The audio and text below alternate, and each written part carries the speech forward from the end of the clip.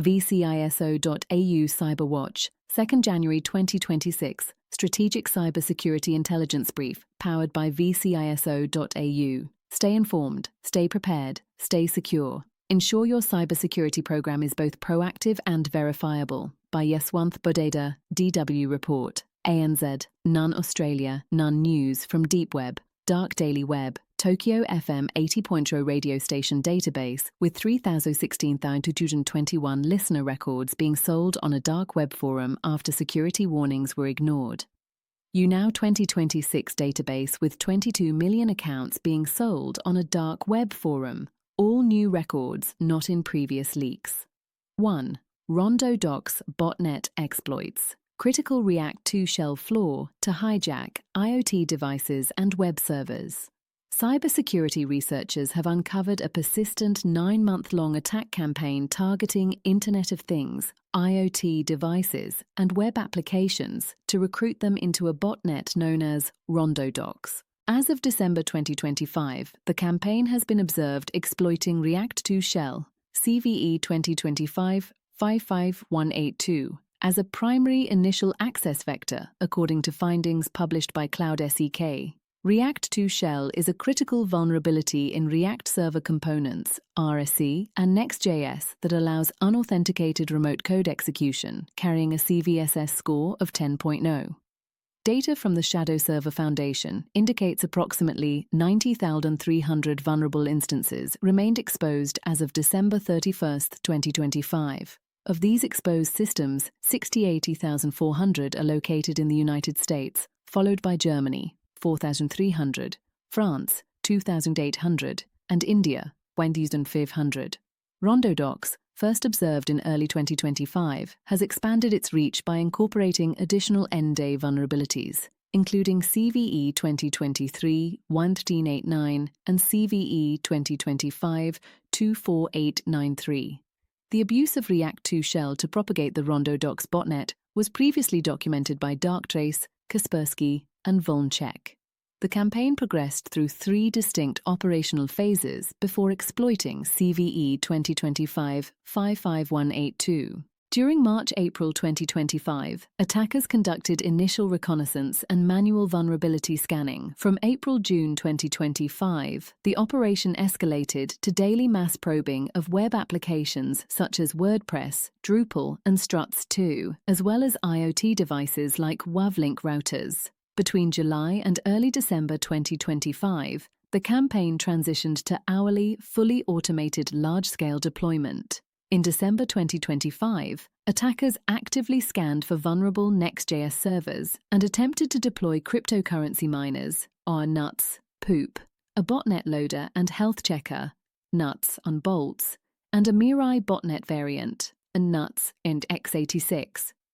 The nuts bolts component is designed to terminate competing malware and coin miners, remove remnants of previous campaigns, and establish persistence using, etc. crontab.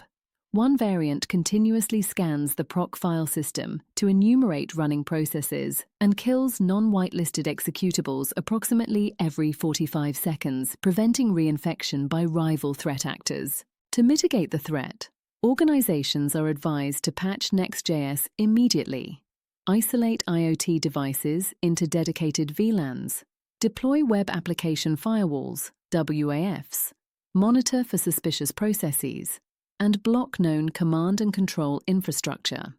2. New Glassworm malware wave targets, Macs with Trojanized crypto wallets. A fourth wave of the Glassworm malware campaign is targeting macOS developers through malicious VS Code-compatible extensions distributed via OpenVSX and the Microsoft Visual Studio Marketplace. Glassworm originally appeared in October hidden inside extensions using invisible Unicode characters and has resurfaced multiple times despite public exposure. Earlier, Glassworm waves targeted Windows systems, but the current campaign exclusively focuses on macOS environments. The malware is delivered through malicious OpenVSX extensions, including Studio Velte Distributor, .pro Svelte extension, Qdra Production, .vsc Prettier Pro, and Puchin Development, Full Access, Cat Puchin Pro extension. Unlike prior waves that used Unicode obfuscation or Rust binaries, the latest campaign embeds an AES-256 CBC encrypted payload inside compiled JavaScript.